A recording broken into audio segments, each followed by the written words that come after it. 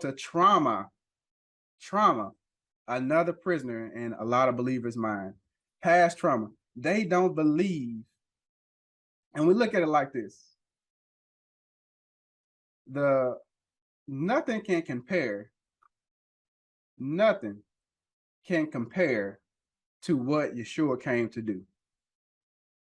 He was beaten, he was spat on, he was crucified, he bled for us, he gave his own life. He came down from the throne of heaven in the earth because, why did he come?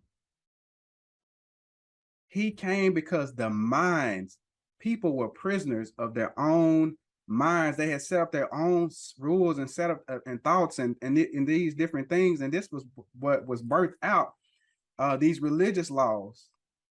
And Yeshua came down and had to make a distinction between what is the word, the pure word that established everything in the beginning, versus what did you guys start? And so that's why it's important to understand that anything that we have gone through can't compare to what Yeshua went through. And even though it happened to you, it does not have to be get into your belief system. I'm getting a little riled up on that. I want to make sure I settle down to get this out. But it's important to not let trauma set up camp in your belief system, because you can't be healed and hurt at the same time. You have to pick one or the other. You can't say, I believe in Yeshua, I believe in the Father, I thank you, Holy Spirit, and still not forgive the person that hurt you. You can't walk in unforgiveness and call yourself a citizen of the kingdom of heaven, because this, again, is rooted in hypocrisy.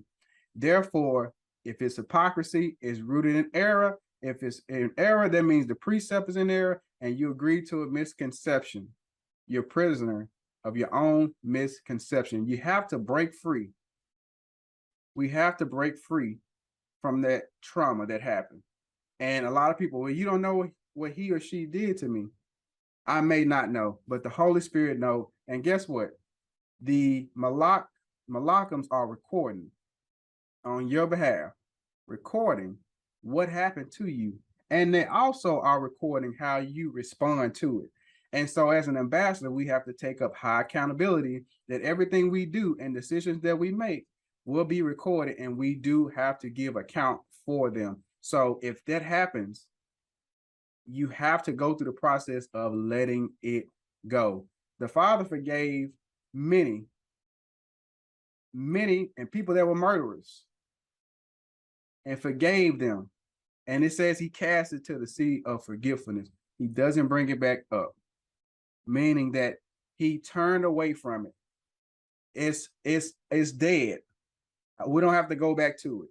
And so the same thing with any trauma that you may have experienced. So let's go on to another prison.